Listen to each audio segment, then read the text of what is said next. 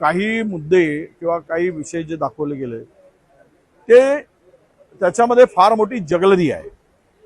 फुगवून काही आकडे दाखवले गेले. खरं तर मागील वर्षीच्या 2021-22च्या तुलनेत 2022-23 उत्पन्न वाढणार कसं वाढू शकतो? कारण दुष्काळ मोठ्या प्रमाणात मराठवाड्यात होता.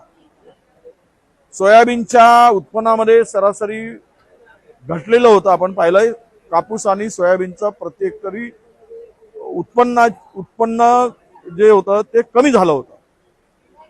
आणि अशाही परिस्थितीमध्ये जर तुम्ही ते 1.9 दाखवत असाल तरी जगलरी आहे. महाराष्ट्र खूप मागे नेऊन ठेवला यांनी. महाराष्ट्राची अधोगती झाली 2014 पासून. हे महायुतीचं सरकार आल्यापासून सर्वात अधोगती महाराष्ट्राची करण्याचं पापही यांनी केलं. याचं कारण 2015-16 मध्ये गुजरात हा पहिल्या 10 मध्ये नव्हता. महाराष्ट्र क्रमांक 2 वर होता. आज महाराष्ट्राचा क्रमांक 6व्या नंबरवर आणि गुजरातचा क्रमांक 5व्या नंबरवर गेलाय.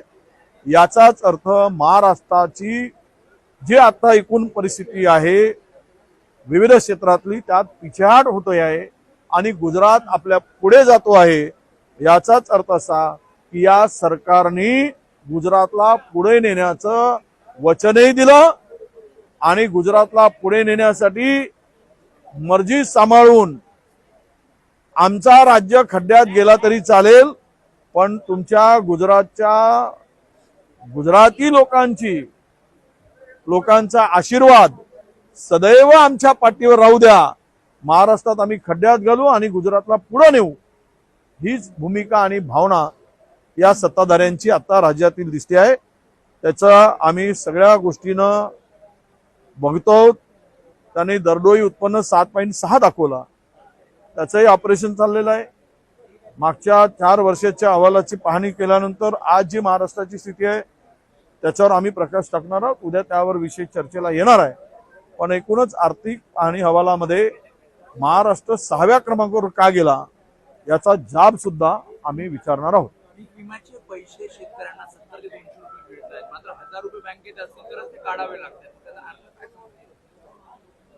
ज्या लोकांनी ऑर्डर काढला की किमान पीक विम्याचे पैसे आणि मदतीचे पैसे हे 1000 रुपयाच्या वर मिळाले पाहिजे अशी घोषणा सभागृहात केली गेली. 1000 रुपयाच्या आत कुठलीही मदत होता कामा नये. आता चुल्लूभर पाणी में डूब मरो.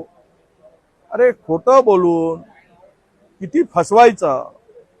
हे पीक विम्याच्या या पैशातून कळते आहे की सरकार शेतकऱ्याला उद्ध्वस्त करायला निघालाय. बिल्डराला डेव्हलपरला पोचण्याच्या चक्करमध्ये आणि पैसे कमवण्याच्या मुळे यांचं जे हाव आहे त्यांचा जो सोस आहे हेच दर्शवतो आहे की शेतकरी यांना कुठेही यांच्या डोक्यात नाही. या सरकारच्या अजेंड्यावर नाही. शेतकऱ्याची अधोगती होते त्याकडे यांचं लक्ष नाही. आणि म्हणून पीक विमा जो होता फसवा होता. मी पुन्हा सांगेल पीक विम्यातून अत्यल्प मदत का झाली तर पीक विमा कंपन्याकडून सरकारने 5% कमिशन घेतलाय आणि कमिशन 5% 5% कमिशन पहिलेच काढून घेतला. तो नगदी रूपाने घेतलाय. म्हणून या राज्यातील शेतकऱ्याची अधोगती झाली आहे आणि पीक विमा शेतकऱ्यांपर्यंत पोहोचला नाही हे या ठिकाणी सांगतो. चला.